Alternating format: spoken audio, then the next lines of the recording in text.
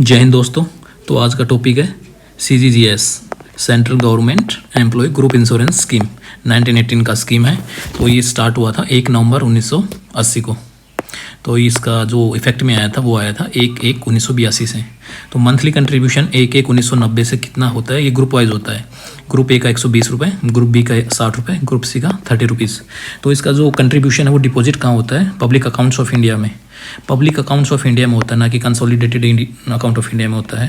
तो इसका जो कैलकुलेशन होता है वो कैसे होता है, 15 रुपये पर यूनिट के हिसाब से इसका कैलकुलेशन होता है। जो पैसा हमें मिलता है रिटायरमेंट पे या भी डेथ केस में, ग्रुप ए का 8 यूनिट, ग्रुप बी का 4 यूनिट। ये तो मैं आपको बताता हूँ नेक्स्ट में, आगे टेबल ले रखी है हमें। तो अभी इसमें इंश्योरेंस जो कवर है वो अलग अलग ग्रुप के हिसाब से। ग्रुप ए है मतलब गैजेटेड ऑफिसर का 1,20,000, कोई भी अनफॉर्चुनेटली मिस हैपनिंग या कुछ भी हो जाता है तो।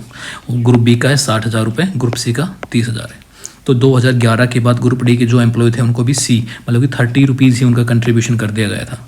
तो जो कंट्रीब्यूशन होता है पेमेंट में, जो भी उनको सैलरी मिलती है उनको मंथली सैलरी, तो उसमें ग्रुप के हिसाब से उसका कंट्रीब्यूशन होता है। जैसे कि एक ग्रुप बी है तो उसका 60 रुपये का कंट्रीब्यूशन हो रहा है।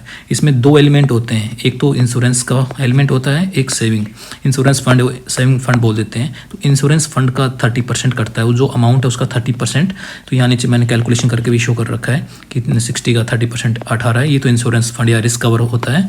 और जो सेविंग फंड होता है 70%, वो होता है 42 रुपये।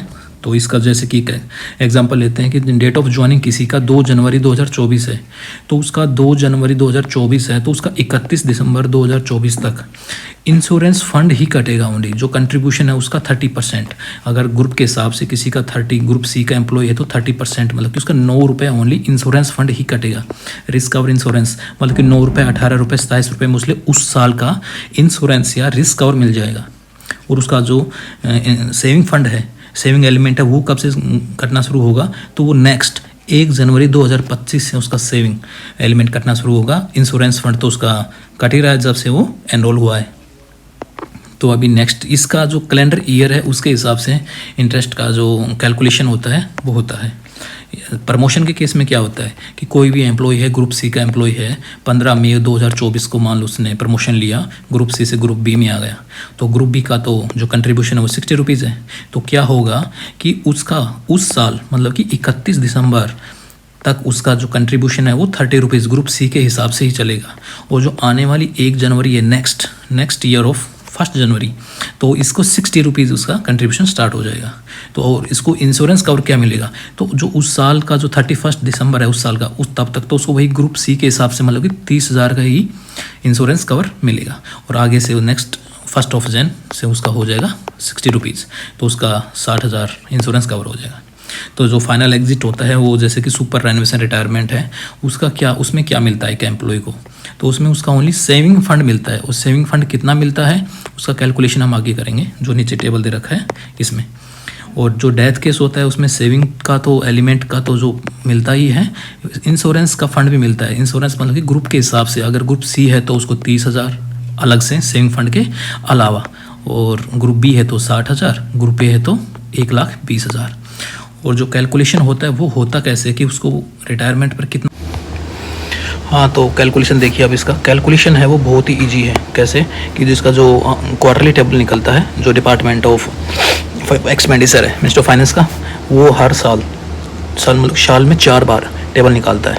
तो जो इंटरेस्ट है वो per annum compounded quarterly calculate होती है। जो लेटेस्ट OM है 7 अप्रैल 2026 का, central government employ group insurance scheme 1980 table of benefit for the saving fund for the period from 1/1/26 से 31/3/26 मतलब इसके बीच में, या इनको 3 महीनों में जो भी एम्प्लॉय रिटायर हुआ है, सुपरवाइज एनिमेशन हुआ हो या फिर डेथ केस हुआ है, उसका कैलकुलेशन कैसे करते हैं आइए। तो ये जो भी वैल्यू आपको दिख रही है, जितना जहाँ भी वैल्यू दिख रही है ना, ये सब वैल्यू है 15 का, मतलब कि 15 रुपीज़ पर यूनिट का वैल्यू पर यूनिट का वैल्यू है।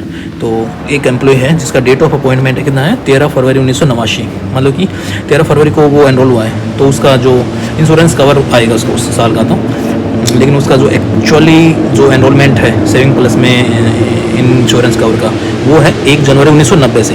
तो उसका जो कैलकुलेशन करेंगे वो हम 1 जनवरी 1990 से करेंगे, मतलब कि 13 फरवरी को एनरोल हुआ है तो सुपरनेशन कब जाएगा, वो फरवरी में जाएगा, last day of the month.